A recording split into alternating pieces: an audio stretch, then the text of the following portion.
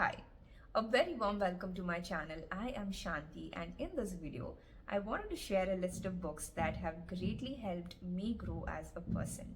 So these are what you would call personal growth books. But before we go any further, I want to talk a very little bit about the term personal growth. So a lot of times we may think that it is confined to goal setting or productivity, as in how much we are doing in the least amount of time, right? Or developing habits. So it's not just that. Personal growth is a much more holistic term.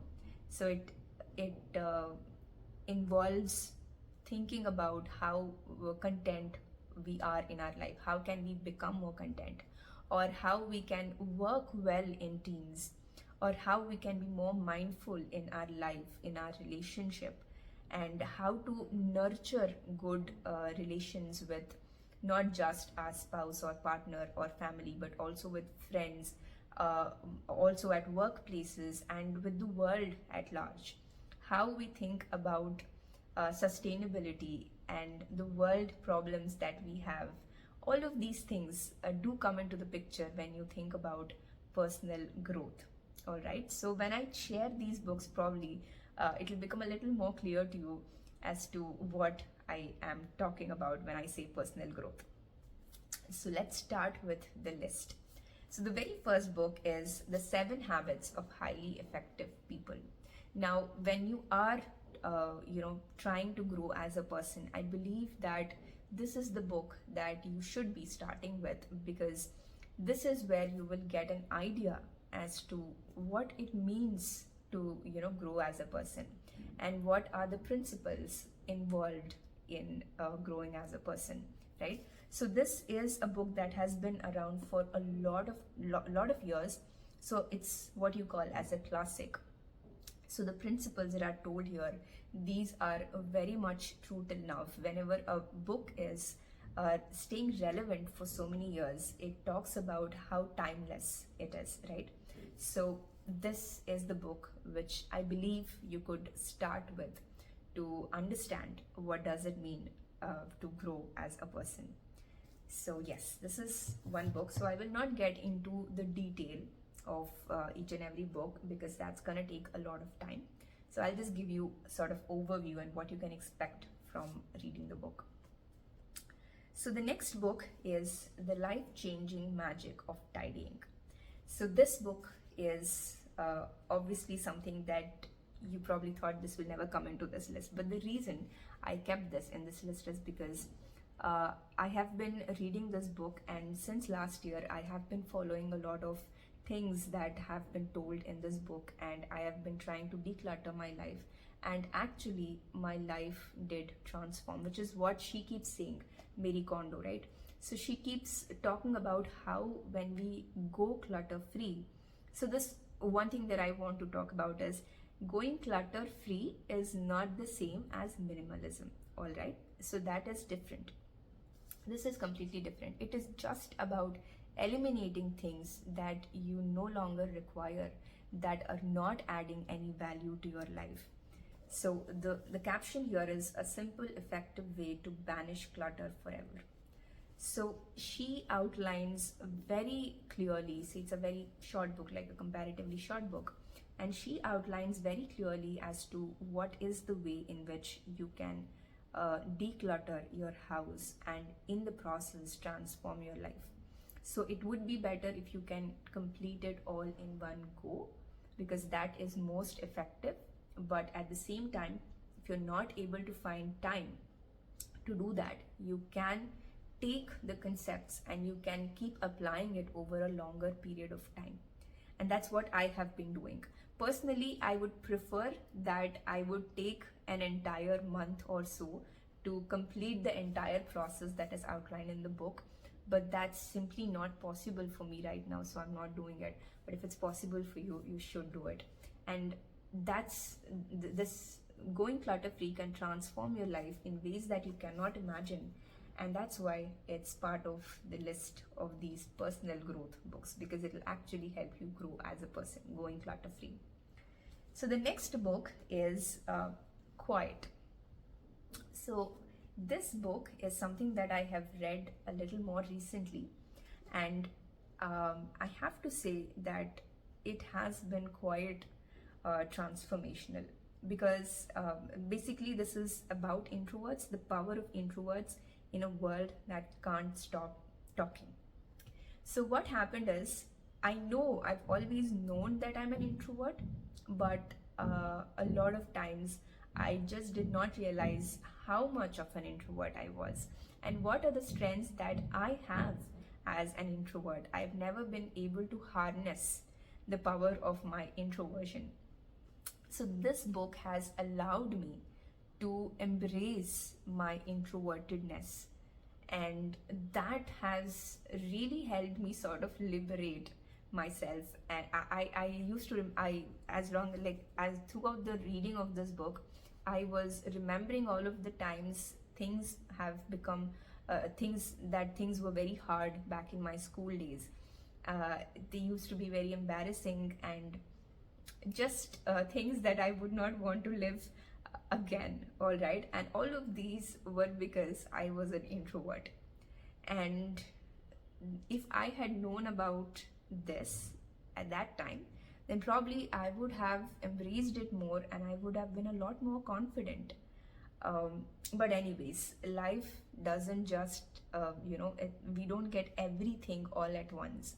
So it comes at different points in time, and that's something beautiful. Like, if everything comes all at once, then what's life, right? So life is a journey, and we have to enjoy it. So this is the book that I found now, 30 years of my life later, and I am grateful that I found this book. So if you are an introvert, obviously if you're an extrovert, maybe it's not that helpful, but at the same time, if you're an extrovert, there are people in your life who are introverts, and it will help you understand them better.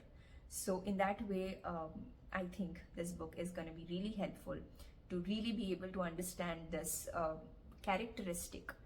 Introversion and extroversion is a very important characteristic of all of human beings. So understanding it better will help us be more true and authentic to ourselves. So this is one book that you can look out for. So the next book is Shaolin. Shaolin, I don't know how it is pronounced. So, How to Win Without Fighting. So this book is, a lot of books, like there is this book Ikigai, Kaizen, a lot of books with similar setup, this hardbound and sort of nice reading experience kind of books have come up. And I really thought this was one such book. So we get to know the concept of what is meant by Shaolin or something. But this book is definitely different from other books, other such books like Ikigai or Kaizen, because they don't go into the, like, Ikigai book, the concept I like, but actually the book I don't think is well written. So, but this book is not like that. It's actually the intent of the book is quite powerful, and it has stayed with me for much longer time, and that's something that made me realize how important of a book this is. So what do you expect from this book is basically what I call as calm energy. I think calm energy term is there in the book. So what does calm energy mean? Basically is that calm strength, I'm sorry, not calm energy, calm strength. So a lot of times we associate strength or power with being aggressive, but that's not really the case. Calmness has a strength to it, but that is what we call calm strength. Calmness is different, but showing strength which is calm, okay? So that is something different. So only when you read this book, you will get a better idea as to what I mean by it. So yes, this book is something that you can look out for, and it's quite easy to read actually. It looks like there are so many pages, but it's actually like the space and all are, it's very spacious, right? A lot of space between the words, lines and everything, so you can complete it fast. So you can read it, especially if you're someone who is getting agitated very often, or you lose your temper. So this book might give you some answers. Next book is The Seven Principles for Making Marriage Work. So this is written by John Gottman, and so this John Gottman and his wife, I think her name is Julia Gottman, I don't remember, but they're actually quite well known for marriage therapy. Okay, so the reason that I love this book is it mostly talks about the couples, obviously, but it can also be extended to any kind of relationship, some concepts. Okay, so especially with respect to conflict between people. And when we know and understand how to resolve conflicts, then we can work better as a team. Okay, so when we are able to work with other people as a team, even when we don't agree with certain things of people, certain ideas or beliefs or anything, it's still possible to work with them. And that is a very powerful thing, to be able to work with a person, to be able to find something common and to be able to work on it despite other differences. That's a skill that is only developed over time.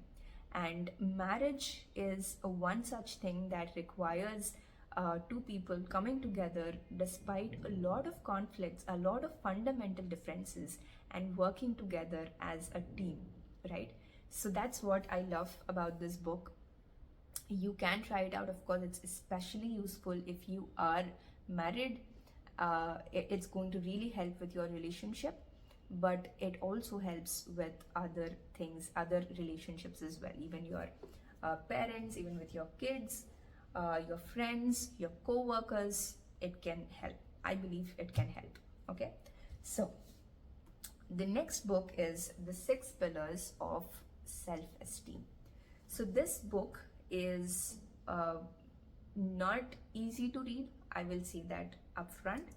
But at the same time, this is the book that is very, like, this is the final book, I feel like. This is where you finally get to. If you can read this book and understand, I feel that you can get a lot of answers about what we really want to live by, what life really means, what is the worth of our life, how do we look at ourselves. So these are all of the very deep questions that we all get, and we want them to be answered at some point in life, right? So if you are not at that intense point in your life, then it's okay, you can skip this book. But if you are at a point in your life where you're questioning everything and you just feel like everything is useless, or you want to find purpose or such, then this book will definitely help you understand and dig into yourself and give you that your intellectual curiosity, whatever you have. This is going to help you satisfy that. Okay, so this is Six Pillars of Self-Esteem. And now another book that I remember because of this book, which I don't have right now, is Man's Search for Meaning by Viktor Frankl. That's also one very good book if you are looking for some deep answers. It's a little more, these books are a little more intense, the Six Pillars of Self-Esteem and Man's Search for Meaning, but they're very, very important also, I believe. Next is Flow by, so this name is so much more difficult for me to pronounce. So this is Mihaly Csikszentmihalyi. Okay, so I'll link it, I'll write the name in the description. So the thing is, this book is a very special book and probably something that you will not find too much. There is something called a flow state. Okay, and this flow state is researched by this particular person. So this researcher itself has written this book. And when I read this book, it makes us like, I'll read the backside, whatever is written. So this will give you a better idea. What really makes us glad to be alive? What are the inner experiences that make life worthwhile? This classic work on happiness presents the general principles that have enabled real people to transform boring and meaningless lives into ones full of enjoyment. it introduces the phenomena of flow, right? A state of joy, creativity, and total involvement in which problems seem to disappear and there is an exhilarating feeling of transcendence. Drawing upon extensive research, Mihaly explains how this pleasurable state can be brought about by all of us and not just left to chance. We each have the potential to experience flow, whether at work, at play, or in our relationships. Through understanding the concept of flow, we can learn how to live in harmony with ourselves, our society, and ultimately with the greater universe. We can return to the state of happiness that is our natural birthright. Okay, so I hope I gave you a better idea. This is a book that I had read in the audiobook format and I actually loved it so much. And in audiobook format, what happens is sometimes you don't listen to the entirety of it. Some things just flow past your mind. So I wanted to read it a little more in detail. So I bought this book and I hope to reread it again as soon as possible. So you can just go through this topic called flow state and see if you are interested in it, and then you can decide whether this book may be helpful or not. Next book that we have is Things That Matter. So this is once again a book that is very similar to Marie Kondo. Okay, so this book is more like the author Joshua Becker. He is a minimalist, so he talks with a different perspective, right? So when we talk about clutter, about minimalism, all these things have different perspectives to look from. So Marie Kondo is looking at from one perspective, like her main theme is sparking joy. So you take up a thing and you ask yourself if this is sparking joy. Okay, so then you decide whether this to keep it or not. If it is not sparking joy, how much ever in condition it is, just throw it off. Okay, so that is what Marie Kondo says.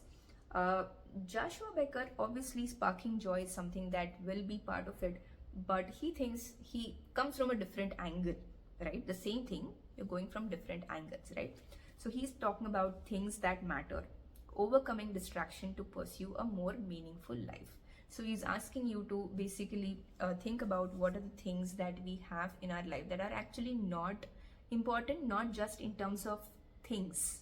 The things in our life is not the only thing. Okay, so there are a lot of things that we focus on which are not really that important. So these are all distractions, and when we remove away all of those distractions, then what is really necessary or important, truly important for us, those will come into the picture. Okay, so that is the concept that he is talking about, that he is going to explain to you about. So Things That Matter is more like a philosophy, whereas Marie Kondo is the procedure, the exact procedure to follow in order to go clutter free. Okay, so that is the difference between the two books, and I believe two books, they have their own thing. Okay, so the next book is there are just two more books. If you're getting bored, there are just two more books left. So When the Body Says No. So I've talked about this book a lot of times, and if you've followed me and you're seeing this book for so many times now, I'm sorry if I'm boring you, but if this is the first time, then When the Body Says No is a book which has introduced me to the relationship between mental and physical health, how mental health can manifest into physical symptoms. So the physical diseases that we have, like autoimmune diseases like cancer and arthritis, and also diseases like diabetes, lifestyle diseases, all of these are in a lot of ways the manifestation of the mental health. Okay, so that is something that I was made aware of by this book, When the Body Says No. So the author is Gabor, and he is a doctor, and he has written a lot of other books as well, and I am on a sort of mission to read all of his books, but I have only read two of his books till now. But yes, for me, this person is a great influencer, and which is why I always talk about him. But if this is not something that you feel is required for you, then it's okay. But if you feel that there are a lot of health issues that are coming up, and if you want to know about what might be the things that you are doing mentally wrong, then you can give this book a try. Okay. Next, finally, we have Atomic Habits. So this is about habit development, right? So this book is something that I really like, because a lot of these books, such kind of books, which are like, there's this book called Deep Work, right? There are a lot of books, like they are written not by any expert or anyone, and they are mostly, I feel that they're written to earn some money, it's just not written with heart, and it's not timeless. But this book is not like that. You can see that this book, the concepts in this book are something that stay with you, that are there, that are true, and that talks about how much James Clear has actually experimented or researched, and I guess he has a lot of clients as well who he has helped, and after that he has written the book, I guess, because there's a lot of practicality, and that makes this book very, very special. So yes, if you are looking for goal setting and habit development and productivity, then of course this is a book that you cannot miss. All right. So yes, these are all the books of personal growth. So I guess you have a better understanding as to what I mean when I say personal growth is more holistic. See, we have books about marriage, about finding flow state, and when the body says no is a relationship between mental and physical health, and decluttering and all that. So all of these things will help us grow as a person. Okay, so that is what I mean when I say personal growth is more holistic in approach. So yes, these are all the books that have helped me grow as a person. And if any of these books feel that they are going to help you, then do give them a try. And if you've already read any of them, then do let me know what you think about these books and how you have found them helpful or not helpful.